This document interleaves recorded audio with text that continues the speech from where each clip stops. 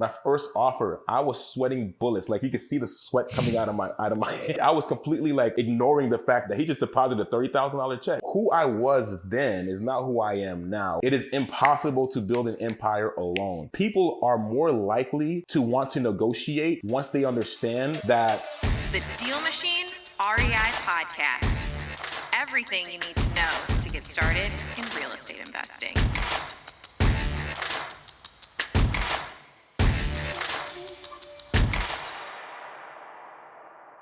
Can you in 60 seconds tell us about you, what you're about, and then all the details of everything that you do now in real estate? Yeah, absolutely. So for me, I'm first off, I'm from Haiti, right? So I was born in Haiti, came here when I was 3 years old. So I practically consider myself a Floridian at heart. And I come from a family where we didn't really have much. I'm one of 8 children, so you can imagine what kind of household that's like, right? And so never really, real estate wasn't something that was, in my opinion, supposed to be in my future, because no one in my family was ever doing real estate, right? None of my parents were ever in real estate. I don't have any siblings in real estate. I don't have aunts and uncles in real estate. And even for me, when I came across real estate, it was something that was more of a destiny and a fate rather than something that was just on my plate, right? It wasn't on my radar, man. I remember when I got into real estate, this was back in 2016, and I was going through college. I went to Wholesale University, and I went to Wholesale University to become to pursue a career in the music industry, right? I was really big into entertainment, and I was getting ready to end my time at Wholesale University when I came across real estate. And there's something very interesting about this, right? And when I say it's destiny, it really is destiny, because I was really focused on just producing music, creating content, like that kind of stuff is what I wanted to do. And through my time at Wholesale and through the opportunities I was creating just from pursuing a music career, that's how I ended up getting in contact with someone who was a real estate investor who ended up changing the entire trajectory of my life. And it's interesting how it happened too, David. How I ended up meeting with this person was through a mutual friend who I did music with, and how we ended up meeting was through music. And so at that time, I had purchased a camera when I was in school. I used one of my student aid checks, right? I purchased like a $300 camera as a way to make some extra money on the side, give me some dough while I was going through college. And because I had this camera, I was doing a lot of gigs, right? I was doing a lot of photo shoots and video shoots and things like that. And this particular real estate investor he was creating content at the time, right? And so when we met together, the relationship was more so, hey, I'm going to create some content. I could utilize this opportunity as a way to grow my portfolio as a content creator, and I could just do this, right? And so that's how we kind of got started being around each other and working together. And the content he was creating, though, was around real estate. It was around wholesaling. It was around, just these. I got to see him do these real estate deals and show me these checks. I'll never forget the very first check I saw. This was the first real estate check I saw. We went to a SunTrust bank, and he had me take a photo of him holding up the check before he deposited it. And check this out. The check was a check for $30,000, right? And I seen it, and bro, when I seen this check and I seen him holding it, I promise you, there was not an ounce in me that said, I need to go do that. As a matter of fact, I was completely like ignoring the fact that he just deposited a $30,000 check, because I didn't know anything about it. For me, I was so focused on just doing entertainment. I was so focused on just building my career there that I didn't care how much money he made. And for me, I don't care how much money you make. That doesn't impress me anyway. What impressed me is who you are, right? And so I was, it wasn't something I was paying attention to. And it wasn't until I started doing a lot of editing on the videos that I was recording and things like that, and hearing what he was talking about. And he kept on saying, wholesaling, find a seller. Okay. Find a buyer, and just, you're making all this money between, no money, no credit needed. Right. I'm hearing all of this. You can imagine 23 years old, broke in college, bank account in a negative, right? And I'm listening to this over and over and over again, editing it, and eventually it clicked in my brain. I said, you know what? It's worth it, at least for me to at least try it. And I'll never forget it. I tried it, man. I sold my only car. It was a 1993 Honda Accord. It was my baby too. I was putting, I was really big into like fixing cars and really tricking out cars and things like that. So I put a lot of money into, a lot of time into, a lot of blood and sweat and tears into it. And I sold it just out of faith that if I take this opportunity to learn real estate, I can make a lot of money, like that $30,000 check I saw, right? And so I sold my only car, got the $1,200, and I invested it, and I didn't make a dime back. I made nothing. And it wasn't until I came back to him later and I said, hey, look, I tried this thing. I don't know what I'm doing. Can you just teach me? And he had a very real conversation with me. And he had asked me, because he knew I was really, really big into like music and I was really pursuing a career there. That's how we met. And so he gave me an option. He said, Luke, you could do one of two things, man. A, you can go to Atlanta, get a job there, and just spend all your extra time in studios until you get an opportunity. Or if you're really serious about learning real estate, I'm willing to teach you. We could do that, right? And I said, okay, well, I'm 23 years old. I've got time. Why not just learn this real estate thing? Money's my problem right now anyway. If I could solve this problem and make my life a whole lot better later. And so that was the deciding factor where I decided to pursue real estate. So once I had somebody who knew what they were actually doing, helping me with the process, 90 days from that day, I closed my first deal and made 31K. And I never looked back ever since. And so because of that, real estate is what I've been doing. And so when I say it's a destiny, that's why I say that, because I remember when I was exposed to real estate, I didn't care for it. And now it's literally, it's in my blood, right? It's everything that I do. And so today, what I do today is I do a number of things. I invest in real estate. I buy houses, fix to flip. I'm building a portfolio right now. And on top of that, I also educate people on how to get started wholesaling because of what it did for me, right? Because of how wholesaling changed my life and changed the trajectory of my life. I now want to just help people get their first deal done and really build a real business around it where they can actually see them accomplish the goal of becoming investors, right? Everybody who steps into real estate investing, most of the time steps into it for the same reason: financial freedom, generational wealth, right? It's usually the same wrap. And the power behind learning wholesaling first, for me, this is my viewpoint on it, is that because I learned and I mastered the game of finding really good deals and creating opportunities in real estate, regardless of what the real estate market is going through, it put me in a position where I can always acquire my own wealth whenever I want, however I want, and I can negotiate it how I want. And that's power and that's control. And that's what we're putting in the hands of people. Yeah. Nice. So you said that you actually, saw your friend cash this $30,000 check. And then that really wasn't like a big deal for you because you really valued other characteristics, right? In people, not necessarily how much money they made. What are some of those characteristics that you really value? Dude, so the number one thing that I value in someone is their heart, right? It's your intent, right? I value people who value people. You know, I mean, it's very simple. I value you. If you're the type of person who is willing to go out of your way to help somebody else in need, like those are the kind of people that I tend to cling to. I tend to attract to, like yourself, David, right? You created DealMachine. I mean, you created a revolutionary software because you saw a need in your own business. And what did? You didn't keep it for yourself, dude. You shared it with all of the other investors who could use a tool like that, right? You cared enough to share it with other people, not keep it to yourself. Those are the kind of values that I care about, right? Those are the kind of values that I see in people that I really enjoy. And so that's what matters to me. He was somebody who was educating other people. He was somebody who was giving the information. He was somebody who was even willing to help me, right?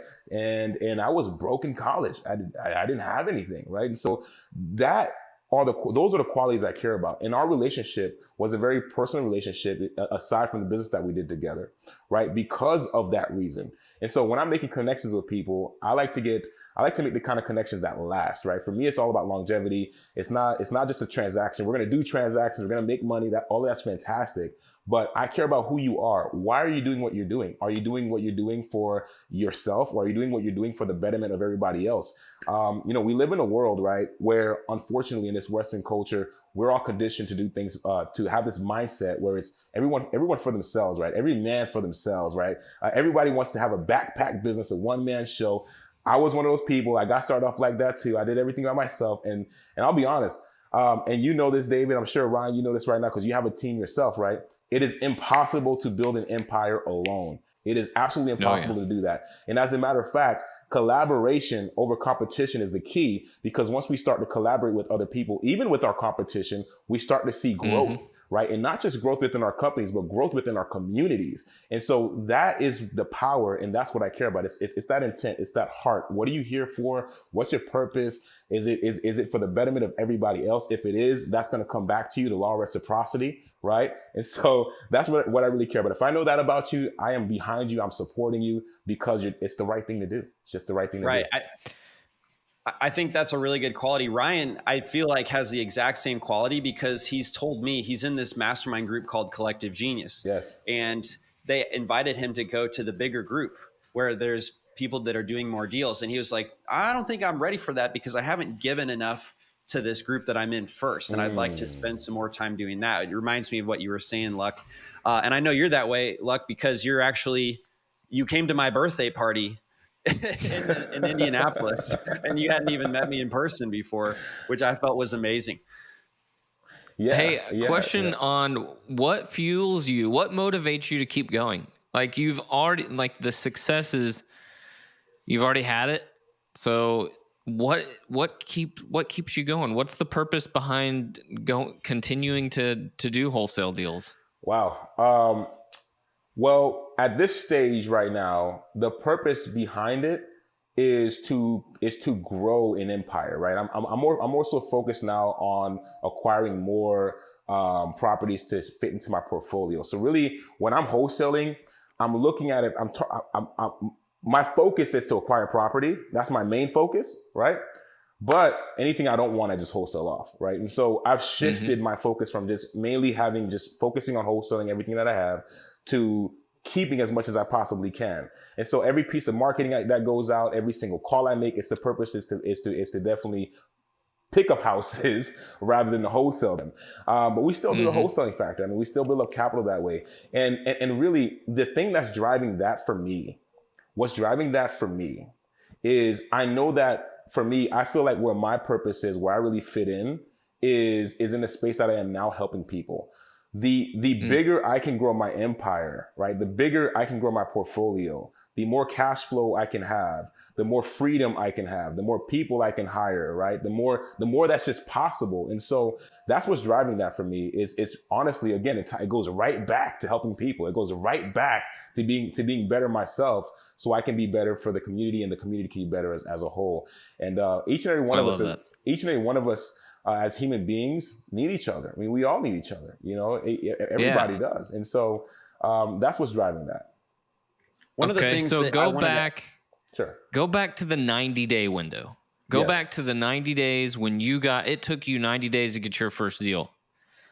What was that 90 days like? What were you doing? What were you looking for? How did you find it? Yeah.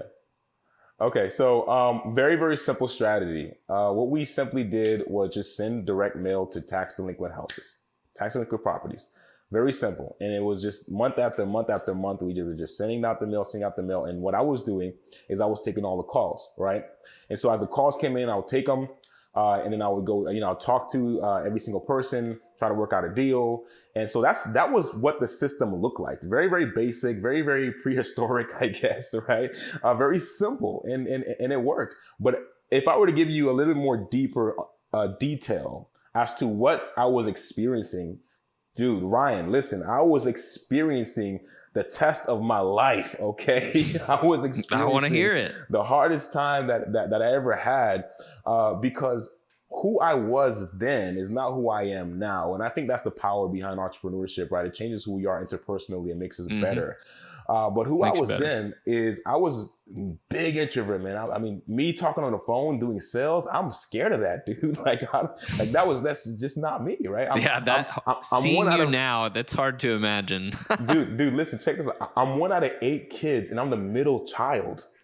You can imagine, right? So I'm smack dead in the middle. Everybody else is older than me. Everybody, all my brothers who are older are way older, right? They're too old for me. And all of my younger siblings are too young for me. So I'm just like there on the island by myself, right? And so I was a real introvert, man. And so I remember giving out my first offer.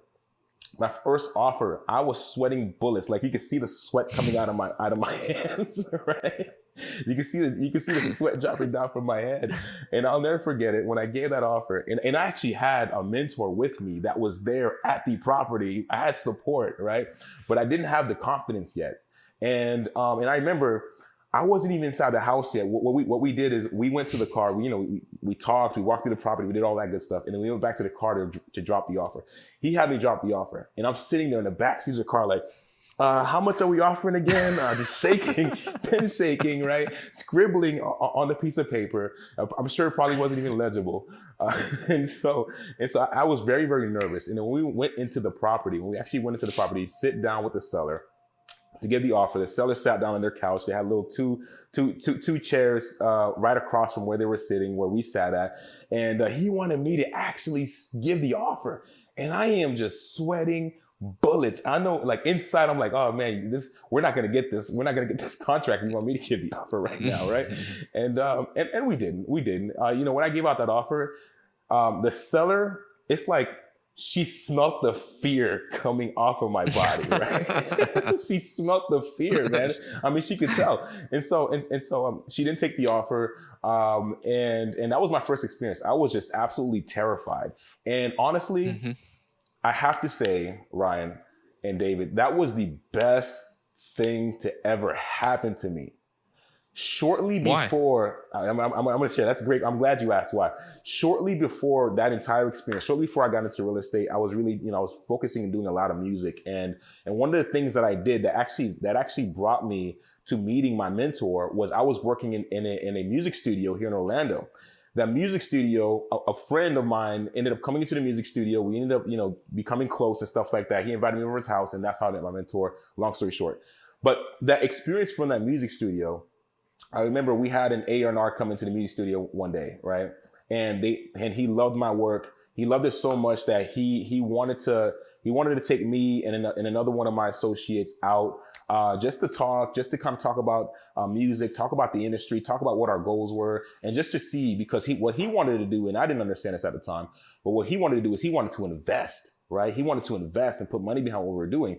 But what he was doing as well is he was also testing us. He was also testing how we were, our personalities, whether or not we had enough confidence, because confidence is everything, right? And you got to be able to sell yourself. And so I wasn't there yet. And so I'll never forget, after the whole day of being with him, he said this to me. He said, if you don't value yourself, nobody else will ever do. They will never value you. Mm-hmm. If you don't value yourself first, no one else will see the value in you. And I'll never forget it, because I know what he was speaking to was my introvert personality. I know what he was speaking to was that part of me who is nervous, even though I know what I'm talking about, even though I'm talented, even though that I got what it takes inside, I can't market it properly because I'm too nervous. I'm too, I don't believe I'm worth it. And so it was a lesson on self-worth. So the reason why that moment was very, very powerful for me was it took me through what I feared the most, which is putting myself on the spotlight and voicing, right, what I had to offer. And it made it easier for me later on to give out more offers. And obviously that's what the business is all about, giving out offers over and over and over. Now it's easy. And now it's easy. Yeah. What do you have to offer for somebody who's never presented an offer to somebody that's in a distressed situation? What are you offering? What are you saying to that homeowner? Yeah, so I want to be clear. Is this offer going to the homeowner, or are you asking me what would I recommend to somebody who is in the same position that I was before? Just want to be clear on the question.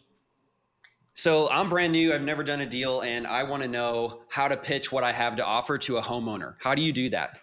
Okay. Well, first of all, take a deep breath. Okay, take a deep breath. Take a towel. Inhale 4 seconds, exhale 8 seconds. Right. Take your time.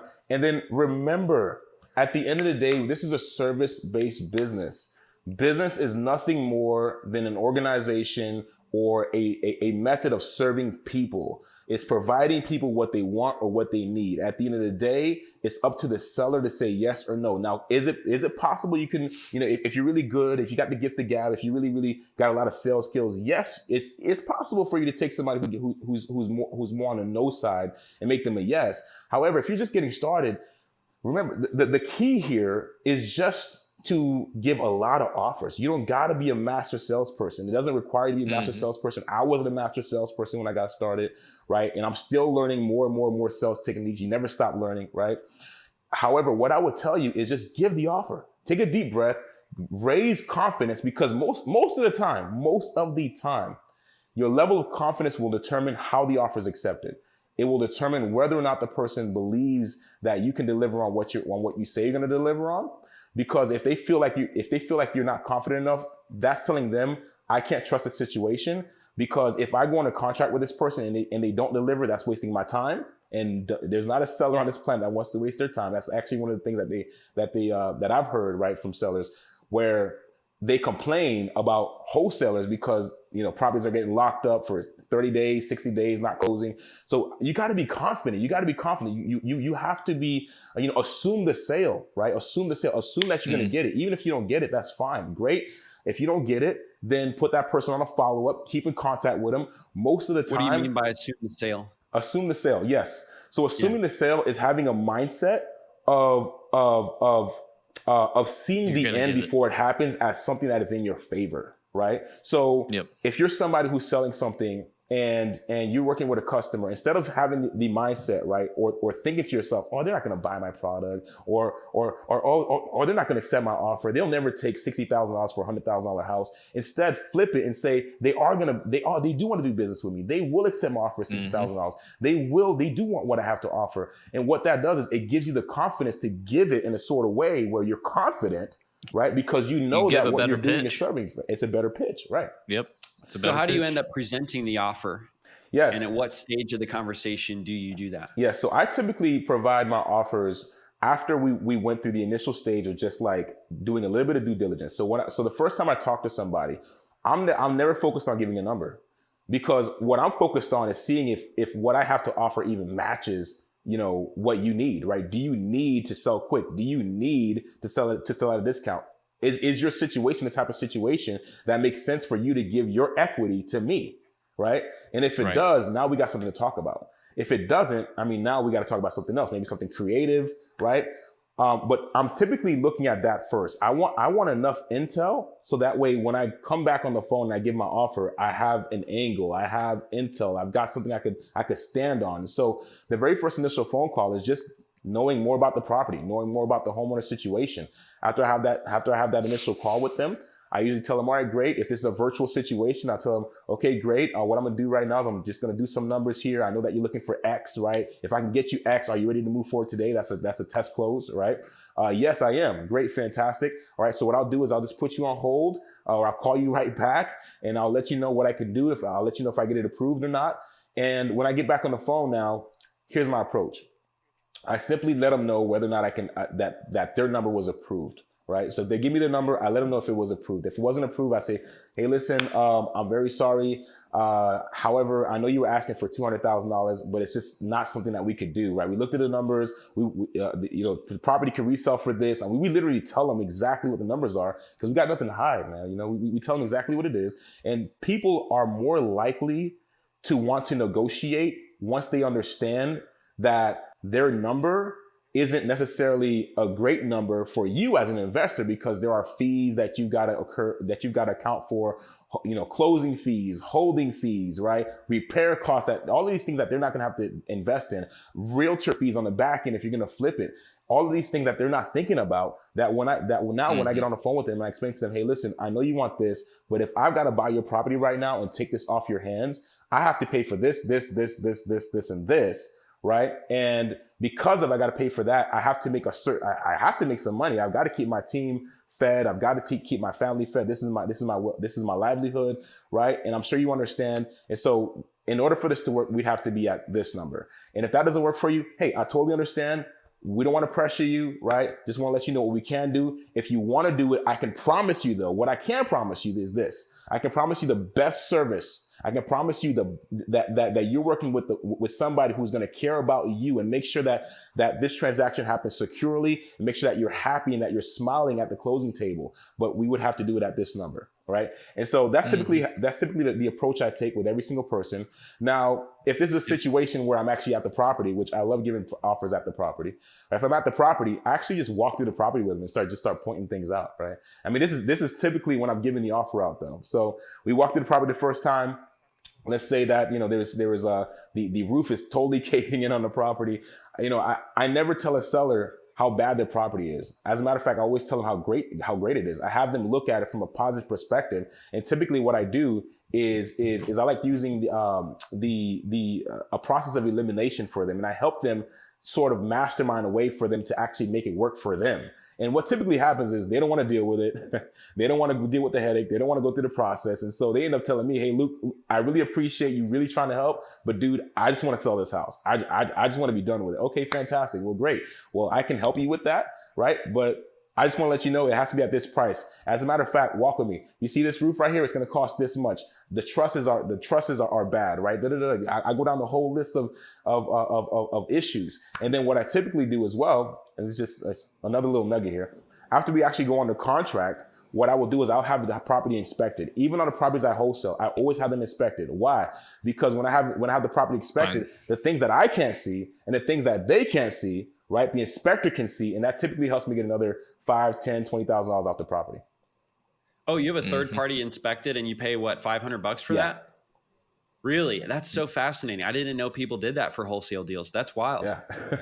I mean, you're really helping your buyer too, because you're going to be able to show the buyer, hey, I have this inspected. There's no foundation problems. There's no serious roof structure problems. There's no major plumbing. Or if there is, they know that stuff up the very beginning. Like, hey, I've got this report already done. This, and this all need to be done. Yes. So the value of that $500 is more than $500 for that end buyer. Yes. It's brilliant. It's a really great idea. And you know what? It's already factored into the wholesale deal. I mean, let's be honest. I could just wholesale a deal without doing an inspection. But the reason why I do it is because most of the time I've realized that there are things that the homeowner just doesn't see that's wrong with the property. And there are things that I can't see that's wrong with the property.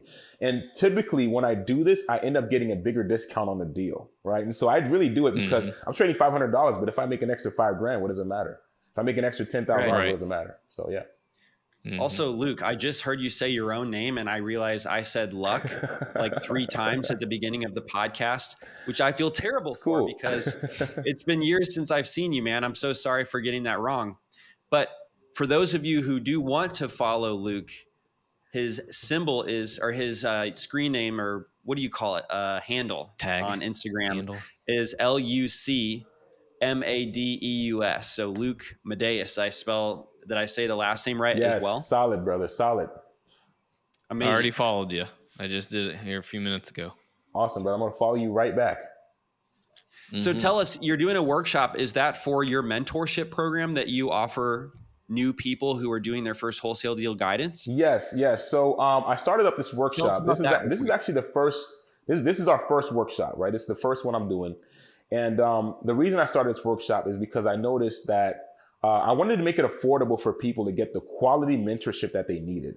So inside this workshop, it's a 5-day workshop. And what we're focusing on is there's the 5 pillars of successfully starting a wholesaling business, right? All the way from getting started to actually making money in the business. And so what we cover is very simple. It's the setup process. Many people skip this step, right? Many people, they just hear the strategies online and they just, all right, I'm gonna go out and start paying money on mail. I'm gonna go out and start pulling my list. I'm gonna start calling 10,000 people, right? Get a dialer and spend all this money. And I'm like, so many softwares. Right. And so I get people who come to me and they're like, hey, Luke, I'm struggling. I haven't closed a deal.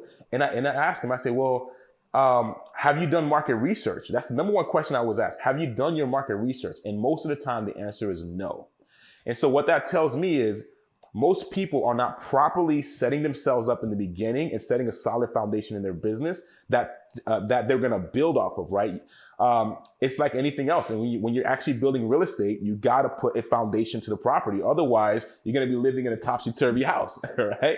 And so what we focus on in this workshop is on day one, we focus on setting up your business. So properly actually setting up your business all the way from having a business entity to actually putting an actual plan together for your business. We focus on what's called ABS, which is an acronym for Adaptive Business Systems. And what this really simply means is that no two businesses are the same. Ryan, you don't run your business the same way David does. I don't run my business the same way you or David does, right? We all are spending different amounts of money every single month. We all have a different number of people working on our team. We all have a different strategy that we're utilizing, which means that the cost of our business and the time that we're putting into our business, both money and time, are going to be different. And this has been a big challenge for many, many people who want to get started in this business, but are mimicking what other people are doing. And a lot of times, who's teaching this? People who are at a much higher level than people that are getting started.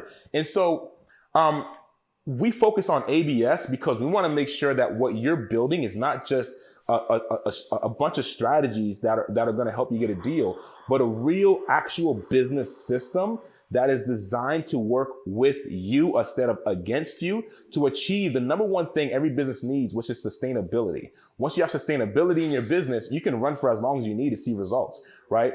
I'm a big believer in Christ. And one of the things that his word says is that we will have everything that we desire, everything that we've been promised, we will receive as long as we don't faint. So the number one key to success as an entrepreneur is to keep going, is to not faint. And so if your business system is set up properly in the beginning, it raises your chances of lasting, which increases your chances of success. So that's the first thing that we focus on. The second thing, of course, is more so about, it's called Deal Maker's Edge. What this is all about how to get an edge in your business, how to cut through the noise and the competition, how to be able to separate yourself, how to set yourself up to win. Right. And then we focus on actually deal hunting, right? The different types of strategies for you to go out there and find really good deals. Then we focus on investors, right? We focus on how to connect with quality investors who aren't going to pull your leg. And I just want to say this, a lot of investors out there that end up calling your bandit signs or that end up reaching out to you on Craigslist are just wholesalers that are telling you that they're investors because they want a co-wholesale deal. You're not being straight. Yep. I show people during that part, I show you how to verify your investors, make sure that they're quality investors, make sure that they can actually afford to buy your investments. And most importantly, make sure that there's somebody that you can continue to do business with. And lastly, I show you how to close everything, how to wrap it all up in a bow, how to the different types of closing strategies, right? Whether it's an assignment fee or a double close and all the paperwork that's involved, all the quality paperwork you need to have in your toolbox in order for you to be successful. Right. And so we cover everything inside the business and make sure that you make money and you're setting a solid foundation. So when you start making money, you can scale without running your head into the ground. Okay. I love that. So follow Luc at Luc Madeus on Instagram. It's LucMadeus. Luc, thank you very much. Ryan, do you have a final thought for us before we wrap things up? Well, I love the fact, it's kind of been the theme. Like if this is not just a one flash in the pan kind of thing, you have to be prepared to go. You have to be prepared to keep going. You have to set yourself up in a position that you can keep going. And then it's a mental thing. It's a decision that you wake up every single day and I'm going to go get a deal. I'm going to go drive for dollars. I'm going to send postcards. I'm going to go and look at properties. But you have to be consistent with that because everybody knows what it's like to get their first deal. But then what's the second and the third and the fourth and the fifth deal like? It gets better. The first one is, maybe you could say the first is the worst, but the first deal is just the beginning. Yeah. So yeah, I would just say, just keep going. If you've got that first deal, go get another one. Thank you so much, guys. And Luc, thank you again for spending time while you had that workshop going this week. We really appreciate it. Much appreciated. I know there's a lot of people out there looking for their first deal that are going to go check out what you have to offer because you're such a go-giver. And I appreciate you sharing not only how you approach real estate, but what you value as a person too. And definitely exemplifying that here on this podcast by being here. Thanks so much, man. Absolutely. It's always a pleasure, brother. Anytime. To both of you, I love what you're doing. I absolutely love this podcast, by the way. I'm glad that you started it, brother. Thank you. Thank you. And you got my support 100%.